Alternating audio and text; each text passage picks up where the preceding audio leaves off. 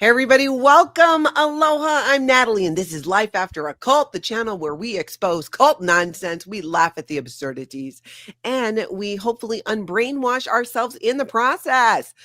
I got Aaron Smith-Levin of Growing Up in Scientology with me today. Let's talk about the shenanigans. David Miscavige, being on a special project from L. Ron Hubbard, did not put him in supreme control of Scientology. And, you know, there was people back then, Vicky Asnaran. Why do I always forget Janice's sister's name? Terry Gamboa. That's right. You had Vicky Asnaran, you had Terry Gamboa, you had, you know, Mark Yeager, you had Guillaume. Jesse Prince was there back then too, right? Yeah, I'm hazy because I don't know those people and I don't know their whole stories, and I'm hazy on the timeline of who was where when. Miscavige really did have to take power even after L. Ron Hubbard died. Do you think he cares more about what people leave and expose and say about Scientology or about him himself? Him himself. I don't even think Miscavige cares what people say about L. Ron Hubbard. I think it really is about him, which is why I like to use my little Dave dolls and wake up Osa. And yesterday, the question of the day was, what do you think David Miscavige is most afraid of? It was hilarious. Yeah. Oh, apparently what he's most afraid of is body thetans. Let's talk about that. Yes. Yes. And I'm pretty sure most of you know, but real quick, body thetans are the alien beings that were thrown into volcanoes, the people that blew up. Their souls were brought out and basically attached to humans. And we have all these thetans, body thetans attached to us, influencing us all over the place. So this is funny, right? Because in Tom's blog post, did he just say that Dave was afraid of body thetans, or did he mention the children? It was someone else earlier that mentioned the children, right? Yeah, I think it might have been somebody else. Someone previously had said that Miscavige doesn't like children and stays away from children because he's afraid that the body thetans will jump off of the child and get onto him. And at the time, that was very funny and sounded plausible. But thinking about it more, and in Tom DeVock's blog post, he reiterated this idea that Miscavige was terrified of body thetans. But here's what doesn't make sense. Everyone in Scientology is believed to have body thetans, not just children. Yeah. And even Scientologists have body thetans, and even Sea Org members have body thetans, and even OT3s or OT5s or OT7s have body thetans because they are all somewhere in the process of still getting rid of them. Mm-hmm. Almost everyone at the international base is below the level of OT7. Almost everyone in RTC is below the level of OT7. Yeah. All of the non-Scientologist VIPs and celebrities and dignitaries that Miscavige associates with are below the level of OT7. So I don't know how his fear of body thetans is somehow limited to children. I did through operating thetan level 4 and USB drive. Aloha. Thank you for the super sticker. Is David Miscavige more afraid of body thetans or subpoenas? Yes. There's nothing that I recall having to do with children having any type of difference with body thetans. So that doesn't make sense to me. But I have a question for you. In 1986, I believe, is when the rule came out that you could no longer have children in the Sea organization. That's the same year, right? L. Ron Hubbard dies in January. And it was 86, 87. It was around there that this rule comes out saying, hey, you cannot have kids in the Sea Org anymore. We're not going to have the facilities, blah, blah, blah. And it was like, okay, that's a good thing because you're not taking care of these kids. But now hearing this, that allegedly his biggest fear is body thetans and the body thetans of kids. Did David Miscavige get rid of the facilities, not so much for the well-being of the children, but because he was afraid of children? That's a good question. I would counter, or I would add this, even though Sea Org members were no longer allowed to have children, you could still bring children of a certain age into the cadet org with you if you wanted to join the Sea Org. So, and I don't remember whether that age was 7, 8, or 9, or 10 or 11. You couldn't have babies in the Sea Org. Yeah. But once your kid was a certain age, if you wanted to join the Sea Org, you could bring your kid with you and they would go into the cadet org. I wonder if then later they changed it, because there was a point where you could not, if you had kids, they had to be old. They needed to be able to do the EPF. They needed to join the Sea Org with you. For sure, for sure. But as of 2006, which is when I left the Sea Org in LA, there was still a cadet org in LA. Okay. And and some of those cadets, they weren't born into the cadet org. They weren't born into the Sea Org, but their kid, like now I'm under the impression I'm under the impression there's not a cadet org. Mm. That yes, if you're going to bring an offspring into the Sea Org, it's going to be because they're also joining the Sea Org and doing the EPF and being an actual Sea Org member. Yeah. So yeah, that you're right. That rule did come later, but I'm just saying in 1986, the whole rule of no more kids in the Sea Org did not result in there being no more kids on Sea Org bases. Yes. And also Miscavige doesn't really visit Sea Org bases hardly ever. But think about what he did, right? Miscavige got rid of family time, because there was a time, I remember when I was in the Sea Org, people from the int base would come down and spend time with their kids, not a ton of time. And other Sea Org members would have family time where they would actually be able to spend that time. And then that time got taken away. Family time, little by little, just got taken away and taken away. Now I'm wondering who the information came from that he was afraid of kids because of body thetans. I can understand him being afraid of body thetans. Like conceptually, I can understand that. I can't understand it somehow being kid related. That's the mystery. That's kind of the part of like, is it just some weird thing that he had, because he was so afraid of body thetans, yet he wouldn't do the thing that in Scientology was supposed to get rid of them, except hold on to copper wires, which I don't get how that works. And also, I've never heard anyone else in Scientology or ex-Scientology say that you can catch body thetans from someone. True. That was never a thing. I remember thinking it. So I remember when I was trying to clear up my understanding to do the auditing, I remember having the idea and understanding that, well, once you free a body thetan, they no longer have to be stuck to a person. They're free to go do what it is that they want to do. If you're freeing all these body thetans, what's to stop them from just attaching to someone else? Well, they don't want to. Once you've freed them, the idea is you have freed them. They by their nature, they're people from other planets. Mm-hmm. They didn't exist. I remember asking this question of someone who had done all the OT levels. I can't remember if it was Mary Kahn or someone else. And also, you know, when Scientologists are answering questions like the one I'm about to pose, they're really just giving their own impression or takeaway of what they thought, because L. Ron Hubbard didn't write about these things specifically. And the question was this: when you die, when you drop your body and you go into another body, do your body thetans follow you into your next body as well? Or do you just picking up a new set of body thetans in your next body? Like that was never clear. Right. Because the thetans are stuck to your body. They're not, the body thetans are stuck to your body. But the higher you go up, you believe operating thetan 3, they're stuck to your body. 4, they're stuck to your body. 5, they're stuck to your body. But when you get onto operating thetan level 7, they can be 1,000 miles away. But are they stuck to you, orbiting you thousands of miles away? My understanding is there's some type of connection, because that's how you can locate them. We'd have to talk to somebody who actually did OT7. I did not. So if someone in the chat did, let us know.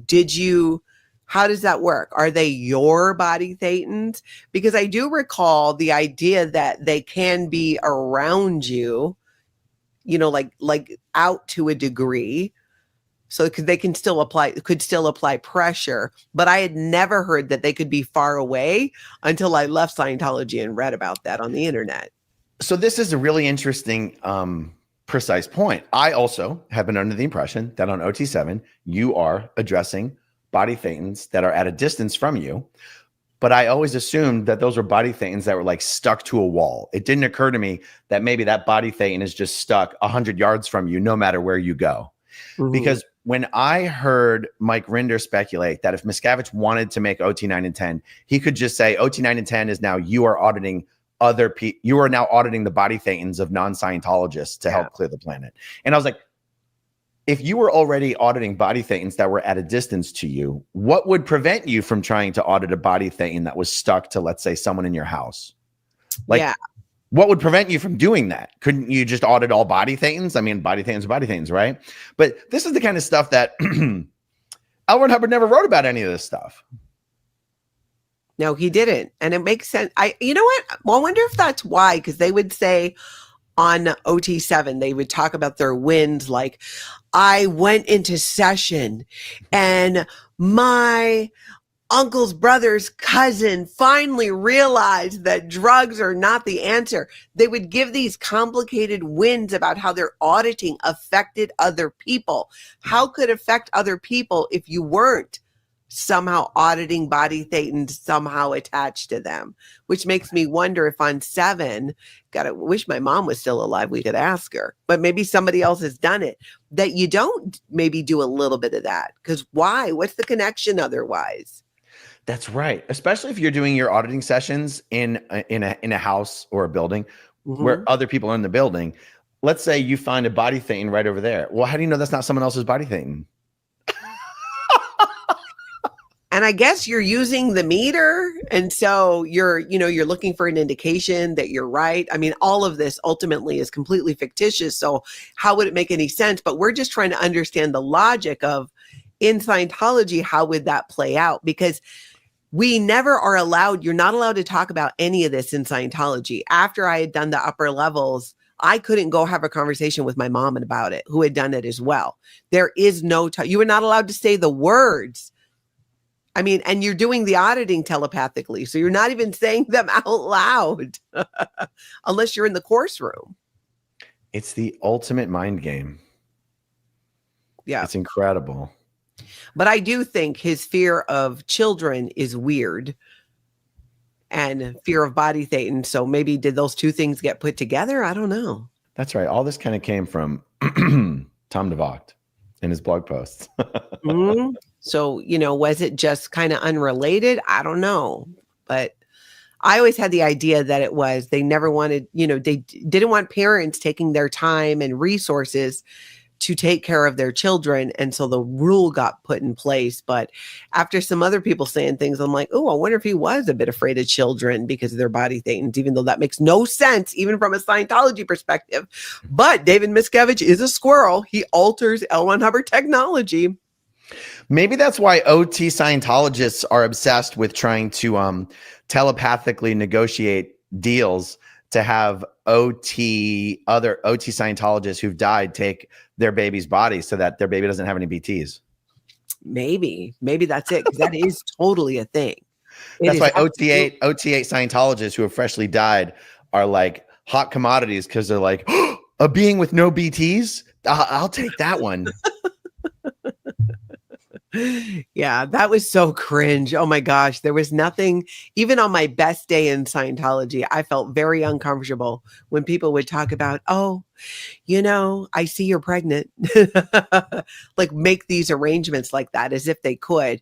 I knew a Scientologist that said her dog died, but her dog's thetan was sticking around outside the house and waiting for her to have her son, and that her son is the dog thetan. Like this, it was like her dog was like her baby until she had a child. And then she said that she was able, because she had done the L's, she could tell that being to stick around because she's going to have this baby. And now her baby is the dog. And this girl told people that. I'm like, girl, at least say like your baby was Jesus or something. You're over here like, this was my dog. I'd be like, I want you to meet our new son. We named him Rover. After my dog. So my little brother's father, Frank DiMartino, he has always said that dogs are past life executives who are taking a vacation this lifetime. And he treats his dogs better than he treats his wife, Pat DiMartino. Wow. And it's like, if Pat's sitting on the couch and the dog wants to get on the couch, says, Pat, get up. The dog wants to sit down. And I thought to myself, taking on a dog body, like if you're a successful human being executive in life and your idea of taking a lifetime off to have a vacation, I don't think you have to become a dog. I know. I could think of a lot better things. I would be like born into, I would be born a male, so I could get all the privilege and be like like a prince in Dubai or something. I mean, there's so many easier ways to have an easier life. Becoming a dolphin even, and SPTV fan. I could think of a million things better to do than to actually become a dog, because how frustrating. I'd rather be a killer whale than a dog. Yeah, I'll be a shark. Killer whales can kill sharks. Yeah, that's true. But sharks have more access because killer whales are so big. Sharks aren't even cute and adorable like killer whales are. Killer whales are cute and adorable, but they are killer whales. But I don't know. I feel like sharks get a bad rap. Like I get all irritated about Shark Week because sharks are just being sharks. They're doing their thing where they live and we want to judge them. They don't go after humans on purpose. Yep. They think they're turtles. I've never seen Miscavige actually say, according to this policy, we're going to cancel these policies. Yeah. He could, but I've never seen him do it. Instead, he always pretends that they discovered some new policy, right? Why do you think that is? Because that seems like that would be an easy solution to take to make that bridge over to, okay, even L. Ron Hubbard said in this policy that we can actually change these policies to build a better bridge. I do remember him saying that once, and I don't remember the total context. Why do you think he doesn't go that route? Because it would make sense and it would open the door. And Scientologists, hardcore Scientologists who are all about keeping Scientology working and following the rules would be like, well, if the policy says it says it, we can do that. I don't think Miscavige can figure out how to make Scientology grow. I think there's two different things. There's what would you have to do to make Scientology grow? And there's what changes would you have to make internally to stop losing the people you already have? I think he doesn't know how to make it grow. And I think he's afraid that if he loosens the controls that he has over current members, that he'll actually lose people faster. I just don't think it's funny because people do say he's not dumb. He is smart. But I go, if he was smart, Scientology wouldn't be. If he was smart, he'd be able to figure out how to keep Scientology expanding. I mean, multi-level marketing companies can figure out how to keep expanding. Yeah. Pure pyramid schemes can figure out how to keep expanding for not forever, but other religious groups have been able to figure out how to keep expanding. Miscavige might be smart in many ways. He's not smart enough to figure out how to keep Scientology expanding. I think the truth is, in my opinion, it's not about expanding Scientology. He's very focused on expanding the real estate portfolio, the amount of money. So I don't think he cares about actually expanding Scientology. I think his focus is on more money, more money, more money. But even if your focus is on more money, more money, more money, the stupid way to go about that is to figure out how to get more money out of a smaller amount of people. That actually takes a lot of ingenuity to figure out how to get more money out of a small amount of people. But the smarter thing to do would be, this would be easier if we just had more people. We wouldn't have to come up with so many schemes to get more money out of less people. It's easier to figure out how to grow Scientology than it is to figure out how to get more money out of less people. He's not smart enough to figure out how to grow Scientology. He is smart enough to figure out how to get more money out of less people. Yeah. I think it's an impossibility in ways when you think about it. How do you grow and expand something that's just stupid, for lack of a better word? It's just like once the public in general gets to a certain point, once they're exposed, many, many people leave in the beginning. There's people who dip a toe for 2 weeks and are like, oh, I'm out. I'll give an example. You lower the prices of Scientology and you tell Scientology families you want them to all to have 10 kids. Yeah. You go the Mormon route.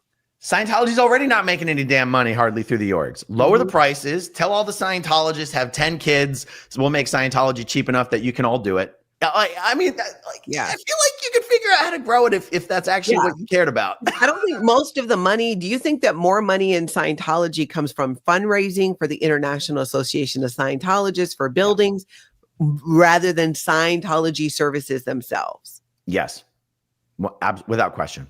Yeah. So he makes so much more money doing all of this fundraising. That's right.